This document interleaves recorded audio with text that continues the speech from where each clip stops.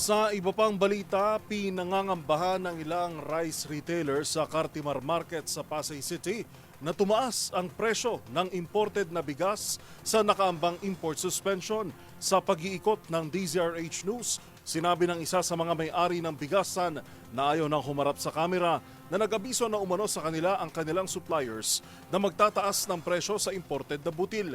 Sa ngayon, mabibili sa 43 pesos ang kada kilo ng pinakamurang angkat na butil o imported rice sa Cartimar Market habang 45 ang kada kilo naman ang pinakamahal.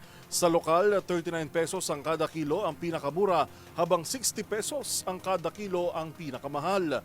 Una nang inanunsyo ng Malacanang na 2 buwang sususpindihin ang rice importation upang maprotektahan umano ang mga lokal na magsasaka sa bagsak presyo ng palay. Una na rin sinabi ng grupo ng mga trader na maaaring tumaas ng 2 piso hanggang 3 piso ang imported na bigas kung tataas sa 25% ang taripa habang 6 na piso kada kilo kung 35%.